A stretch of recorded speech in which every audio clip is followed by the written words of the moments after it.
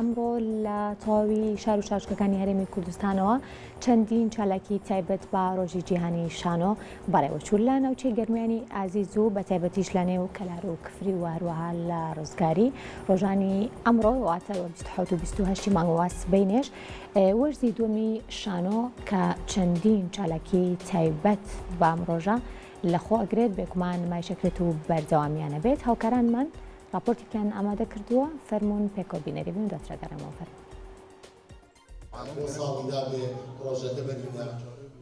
چالاکیەکانی وەرزی دووەمی شانۆ لە گەرمیان بە ناو نیشانی شانۆ لە پێناو خەڵکدا بە ئاهەنگ و خەڵاتکردنی چەند شانۆکارێک و نمایشی شانۆیی دەستی پێکرد.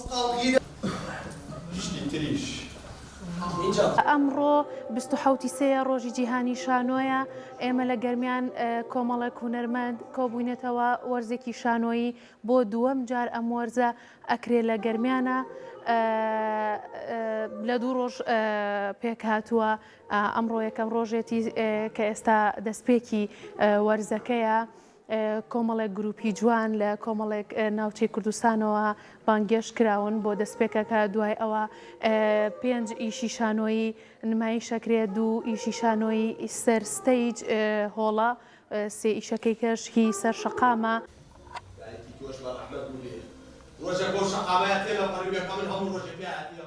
ڕۆژی یەکەم کارە شانۆیەکان لە کفری نمایش کران، بریتی بوون لە 2 شانۆی سەر ستەیج و 4 شانۆی شەقام.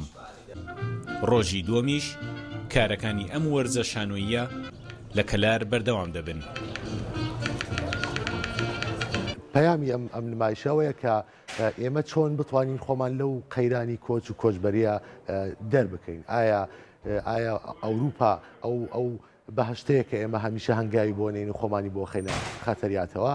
نمایشەکە باسی کۆمەڵی گەنجمان بۆکە کە لە ئەوروپا لە وڵاتی پاریس گیریان خواردووە بەدەست کۆمەڵی نەهامەتی بێ ناسنامەیی، بێ پاسپۆرتی، بێ ژیانی، بێەوەی کە تەواو بوونەتە خەڵکێکی مەوادی و تلیاکی و هەموو ژیانیان پڕ بووە لە نەهامەتی و قوڕبەسەر. ئەم ئیشانە کە ئەمڕۆ ئەکرێت لە شاری کفیا بە تایبەتی پێشتر هەر کراوە و هەر بەردەوامیش بووە، بەڵام جیاوازیەکەیان و بۆ سەردەمانی پەردەگردن و دیکۆر و هەنێ بابەت هەبووە لە ڕووی شانۆوە بەڕاستی گران بوو. ئێستا بەم پێشکەوتنەکە ئێستا هەیە سواز بۆخوا زۆر باشە و تا ڕادەیەکی شانۆ لە شارەکەمانە پێشکەوتووە. سواز بۆخواوە زۆر باشە بۆ ئێمە و درێغیشمان نەکردووە چی لە کۆن و لە ئێستایشە.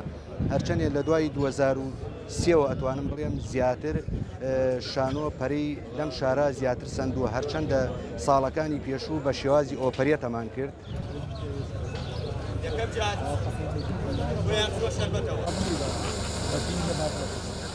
تێکەڵبوونی شانۆ لەگەڵ خەڵکدا ئەو پەیامی گەیان کە ئێستاش ئەم گەرمیانە هەوێنی شانۆ و کاری هونەری گەورەیە.